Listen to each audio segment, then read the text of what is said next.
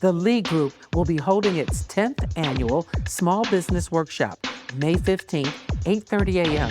at the Corner Ballpark, 1680 Michigan Avenue in Detroit.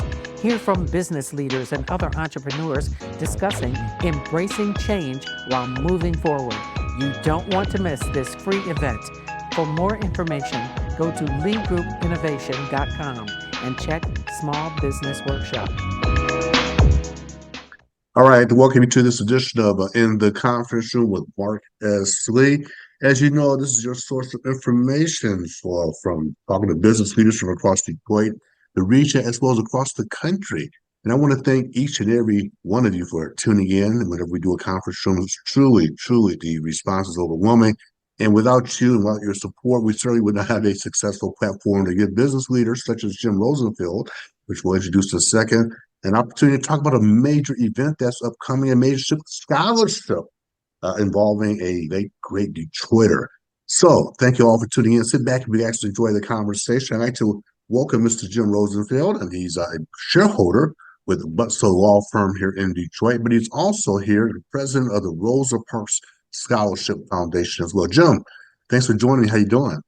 I'm doing great, Mark. Thank you so much for having me. Oh, it's my pleasure. And we're here to have a very important conversation about a scholarship in the name of the late, great Detroiter, civil rights leader, the mother of the civil rights movement, Miss Rosa Parks. Talk to us about that. Well, you've got that right. And I really appreciate your giving us some time here to talk with you about this really important foundation that those of us on the board are extremely proud of. So this is a foundation that's actually in our 44th year, Mark. And it was started by Mrs. Parks herself back in 1980 with the Detroit News and the Detroit Public Schools. And I'll make a little note of pride for my law firm, Butso Long at the time, that was involved in, of course, filing all the papers and putting it together and being part of the foundation from its initiation. But yes, the Detroit News and the Detroit Public Schools set this up with Mrs. Parks, and the idea was to award a number of scholarships every year to students who would attempt to live out the ideals. Quite a big task for anybody of Mrs. Parks, and we would provide a one-time scholarship for freshman year of $2,000 that would be paid, and then the student would, after that time, seek other funding, but this would be a great springboard for them. And Mrs. Parks would be we had luncheons every year. I wasn't involved at that time, but there was luncheons every year, and Mrs. Parks herself was there handing out the certificates. Our immediate past president, Kim Trent, was one of the individuals who got a certificate from Mrs. Parks, she recalls.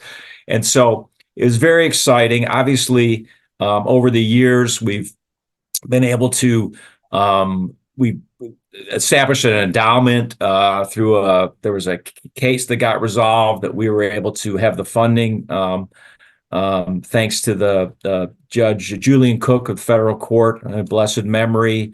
A decision was made. There was some funding that was supposed to go to the Justice Department that was able to be provided into an endowment to remediate discrimination that occurred. And so to remediate that, the money went into this foundation. And since then, we have awarded over $2.5 million in scholarships, more than 1,300 high school seniors. The board just this last summer agreed to renew the scholarships at a $2,500 level. That's awesome. So we increased it, and that's a key thing for the event, which I know we'll talk about in a little bit, but we really are trying to shift into a new era of trying to do more fundraising, direct fundraising. And part of it is because we've increased our scholarship, and we want to also keep up the number of scholars who receive them. So to do that, we need to have more money in order to help these students and more students fulfill their dreams, and in some ways try to live out a little bit. No one can equal a little bit of what Parks accomplished. Speaking of which, we know about Mrs. Parks' accomplishments, but in terms of the criteria for the scholarships, talk about what's important, what you're looking for from the students as you make the evaluation and the selection of that $2,500 award level. Absolutely, Mark. So the key thing, as you might imagine, is that these students demonstrate, solid academic credentials, um, and community service, activities in school, and on top of all that, a financial need is a big factor. Now, it's not the only factor, but we do weigh that pretty heavily to make sure that we're helping the students get a scholarship, maybe in those aren't able to get them through other means. And so we want to make sure that we're helping those in need most, but it is not the only factor. And there are plenty of students from, we might say, more well-to-do families who still do get the scholarship because of their high achievements and because of the final criterion being an essay, excuse me, an essay that each of the students is asked to write, in which they look at some social issue and say, boy, how can I use the principles of Mrs. Parks for social justice and equality and civility and all that she stood for, and the actual action to stand up to something. What can I do to help with that issue? And they write an essay, and those are very heavily weighted. So it is that combination of student, community, contributor, Yeah. extracurricular contributor, someone who's thoughtful about Mrs. Parks, and again, a financial need is a factor. I do have a personal Rosa Parks story. I'm proud of the story. I always tell it at every opportunity. As many of you know, I'm also a professor at three different universities. You see one over my shoulder there at Eastern Michigan University. I'm also a professor adjunct at Madonna University in Northwood. But as an undergraduate student, I went to undergrad at Eastern Michigan and my master's and postgraduate degree at Northwestern University in Evanston, Illinois. But as president student, I was president of student body at EMU in those days. And I Right. actually had the opportunity of having a lunch, one-on-one time with Mrs. Parks. And I also had the opportunity of introducing her as part of a program that we introduced in those days at EMU. By the way, it's still going on. Then it was called Humanitarian Days. Now it's called Martin Luther King's a celebration. And so I will never forget Jump sitting on the stage as a young kid, as a senior in college. I say a kid, but a young college senior, Sure. getting Sure. ready to introduce Mrs. Parks. And I remember leaning over to her. I was so nervous. I said, the mother of the civil rights movement. And I Right. asked her one question. I said, Mrs. Parks, why did you do it? And she looked at me and it soft Alabama voice, and she was from the South. And she leaned over, she said, Mark, and she said my name. I said, oh my gosh, she says my name. And she says, exactly these were her words. Obviously I can't imitate it, but I was tired. She said, I was tired. She said, I was tired. So Right. me thinking higher, which I knew she was a seamstress. I said, oh, you were tired from working. She said, no, Mark, I was tired. And at that point, that Yeah. hit me between the eyes in terms of what she was referencing. And that one statement jump impacted, many things have impacted my life. I've met a lot of great people like you and others, but listening to that come from her directly impacted my entire life in terms of how a lady of that stature who was small physically, but huge, obviously elsewhere, I heard it from her own mouth. And that story I tell to my students, and they love it. You can hear a pin drop when I tell that story. And the beauty of that story, too, is it resonates with all the students, all diverse students, everyone, and they just love to hear that story. So I just want to share that with you because not only is she is still impacting people's lives today through the foundation, you're hearing it from someone that she impacted directly through a Right. one-on-one conversation. And she was tired, and it wasn't like you were saying from the hard day's work. She was tired of taking what was being given to her and or not given to her in society, and it was time to stand up or in that way sit down for that. Right? That's the Absolutely. and that's and that is what we're kind of looking for in our scholars. Look, we idealistic. We're as we've all both said, this is Parks among us, the once in a generation type of person. Yes. But Yes. regardless, that you're looking for that spirit of, you know what, I'm tired of this, the way this is being handled. I'm willing to try to make a difference. So that's a great story. Wow. Oh, it is great, and I've shared that with my kids, and remember, my kids are now adults. I should say, they're no longer I kids. know, but I say the same thing. The kids, right. Mine But are. I would tell you, I found some old pictures before we move on, and there are Yeah. pictures of me standing with her and Oh, adult kids. Now my kids would say, "Dad, you actually had hair back then." I said, but anyway, yes. there were pictures of me standing with her, and my famous pictures that she's literally looking over my shoulder. Wow, how rhetorical, how metaphorical is that? So let's move on. And as we talk about these young people, the people who can apply for the scholarships are these Detroit public school students? Or are they from across the It's metropolitan area? Anybody? it's students throughout the state of Michigan. And we have, Ah, I mean, when you come to one of our lunches, which we'd love to have you, by the way, and I that's would going love to to be come. June 12th if this year, yeah, we'll get you at another one. But regardless, we have just a great diversity of recipients and their families from outstate Michigan, as far as the UP, but mostly the concentrations in Metro Detroit, and certainly a significant number from the city of Detroit. Students who either go to school in the city of Detroit or are residents of the city of Detroit are certainly a significant portion, but it is actually a very nice broad um, group from throughout the state. That's Yeah. awesome. And speaking of High school seniors. That's right. high school seniors, and speaking, you referenced earlier a fundraiser, an event that's upcoming, coming, I think, I believe March 28th. Is that the date, I believe? Yeah. Talk to us about the event that's happening. We wonderful to have you and your viewers and listeners join in. It's going to be at the Aretha's Jazz Cafe at the Music Hall. It's going to be from 7 to 10 on Thursday, March 28th. And that's one of the great things I got to tell you that makes it just such a pleasure to be involved with this board are the trustees. And one of them is Luther Badman Keith. Luther, Admin Keith. yeah, Badman Keith from the Blues Band, who's of course a former journalist with the Detroit News and columnist and an editor with the Detroit News.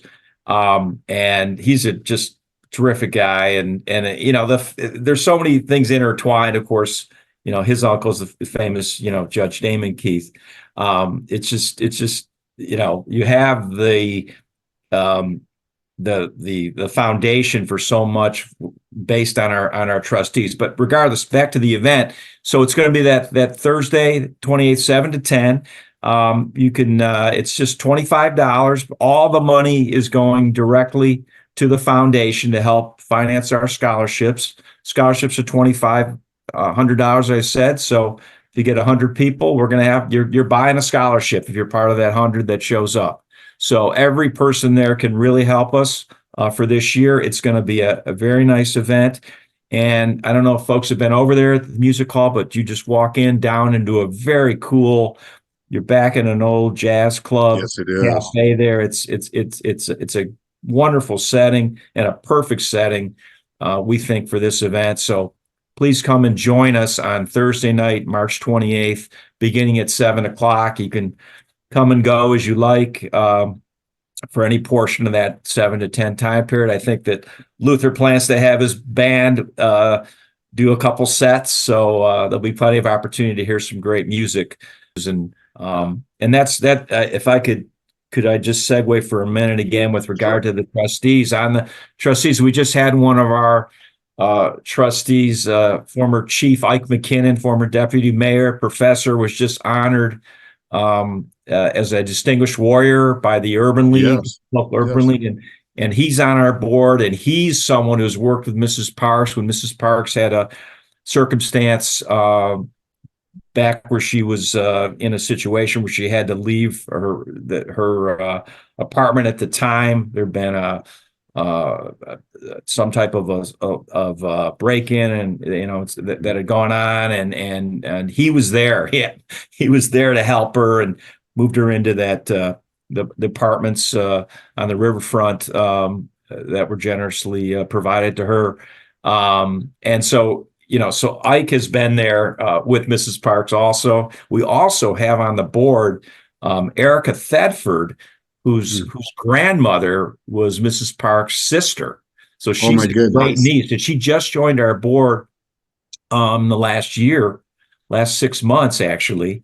And Hmm. we met her when that post office on the west side up Michigan Avenue was on Grand Boulevard was dedicated in Mrs. Parks' name. The post office there.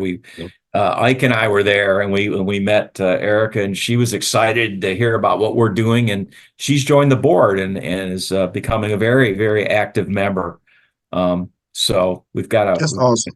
got a great group. Well, let me say before we go about Luther, I have had the opportunity of seeing Luther. If you know Luther, great guy, Yes, great pretty guy. great guy. Loves this city with like no other. Absolutely adores the Yeah, city of Detroit. yeah, Native Detroiter. Uh, and there's two sides to Luther. There's that serious side and the yeah. professional side, the board member, the trustee side. But then there's Yes, Bad Man Keith Luther, and he loves that guitar and. yeah, He's very talented, and I would encourage all of you, if you get a chance to go down on the 28th of March to the Aretha's Cafe in Music Hall. And I've been down. You're right. Been there. yeah. It's a throwback in Yeah, time. yes, yes, yes. It's a throwback in time. It's a throwback. Is there a website that people can go to get more information Please, or yes, please.